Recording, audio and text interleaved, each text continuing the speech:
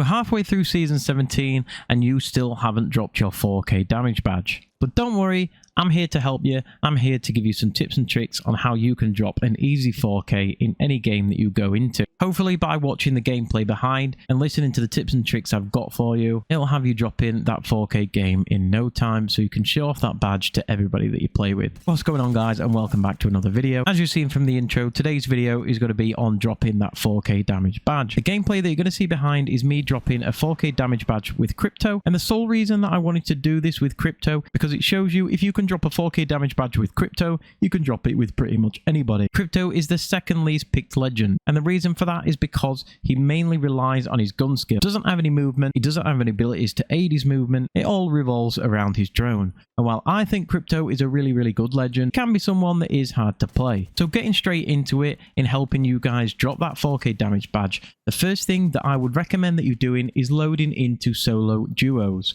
Obviously, you can't do this in ranked, so we're going to be playing pubs. Now, the reason that I'm telling you to load in without a teammate is purely because any damage that your teammate gets is damage that you could have had. Therefore, it will be lowering your chances of getting a 4K if you've got someone else shooting at the team that you're getting the damage off. If you're going for a 4K, you need to be maximizing the damage on the enemy team as much as possible. And to do that, you need to be getting damage off both of the enemies and not having your teammate kill one and you kill one. Because in reality, you can get up to 500 damage to 1000 damage on a player if you're really farming them. So if you think about it, if you're losing out on one player in every team that you fight, you could be missing out on a lot of good games. Obviously, this does take a specific way of playing because you need to be really smart in the way you position yourself and when you're taking fights. Because every fight that you're going to be taking is going to be a 1v2, and if the enemy team realizes that, they're probably going to push you because they think that they can take you. So it's all about putting out as much damage as possible, and if you don't get the kills, you need to be able to recognize that you need to back out,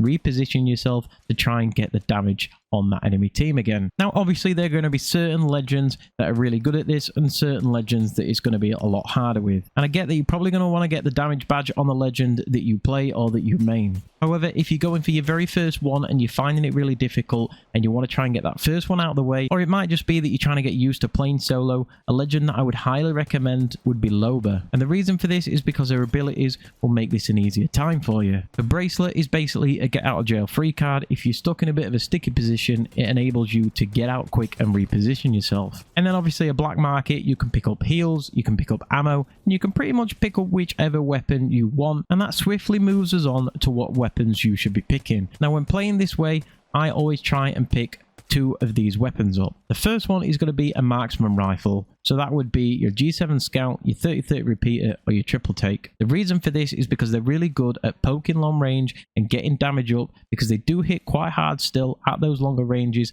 and it gives you the opportunity to get quite a bit of damage into the enemy team without taking too much damage in return. Obviously, pick whichever one you are most comfortable with or whichever one you get the attachments for soonest, but this is definitely something that I would recommend if you're going for a 4K game. Now, your second weapon, you need to be running an SMG because at the end of the day, there are going to be situations where an enemy team does push you and you need that SMG because they're going to be up in your face and you need to be able to fight them off. At the moment, obviously, we've got the R99 in the crafter. That would probably be my go-to. However, two really good options because we can't have the R99 are the Vault and the Prowler. The Prowler has really good damage output, and because of the massive damage output that it puts, you can kill both enemies with one magazine, which is why I really recommend if you can use this gun and you are good with the burst fire guns, definitely pick this up. And my other option would be the Vault, just because the Vault is so accurate and the recoil is so low, it's just so easy to use.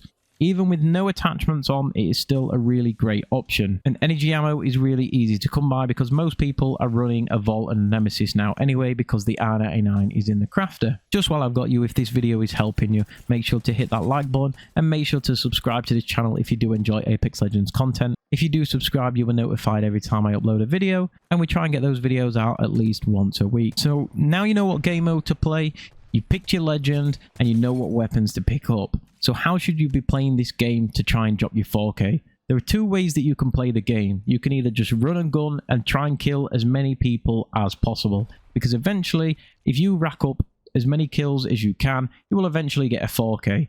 because most of the time if you're getting somewhere near 20 kills, you're probably going to be near 4k damage as well. However, if you're struggling to get a 4k for the first time, this isn't probably something that you're going to be doing. So this leads us on to option number 2, which is the way I'll be playing in the video behind. And that is by not worrying about how many kills you've got, but trying to maximize the damage on each player that you encounter. So what you'll see me doing if you're paying attention to the gameplay behind is I'm trying to keep a distance from every team that I'm fighting. I'm trying to put a little bit of space in between each team, and I'm trying to poke at them and get off as much damage as I can, and then reposition myself and just rinse and repeat, rinse and repeat. Now eventually I will come to killing the other team, because it comes to a point where they will end up just trying to push you to kill you, or they will just run away and then you can reposition yourself and do it to another team. But the be all and end all is you shouldn't be focusing on trying to kill the enemy team. If you do get a kill, then great, that's a bonus. However, you just want to be trying to put as much damage in as possible.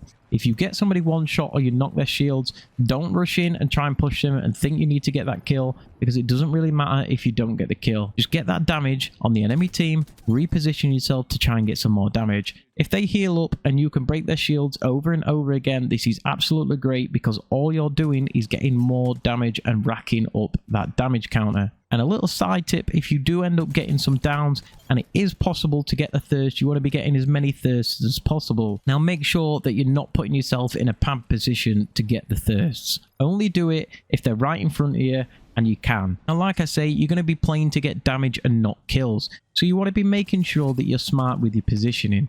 Don't put yourself in between two teams. Instead, what you want to be doing is listening for third parties and then trying to put yourself at a little bit of a distance where you can get some shots off while the other two teams are fighting. By doing this, hopefully their attention won't be too focused on you, because they'll be focused on trying to kill the team right in front of them. But by being far enough away and shooting and poking the enemy teams, it allows you to rack your damage up with little risk. If you do this properly and keep rotating through, you will find yourself racking up damage so quickly. Obviously, it does take a bit of getting used to, because you need to be smart in the way that you rotate, you need to be smart in the way that you're positioning yourself, but it is something that you will learn. Will definitely get better as you go along. Don't think it's going to happen first game, because it's probably not going to. If it does, great, but it is something that you need to work on and something that you need to learn. The best way that I can try and explain it is always try and position yourself in a place where if the enemy team does end up pushing you, it gives you enough time to either try and rotate out of there and survive,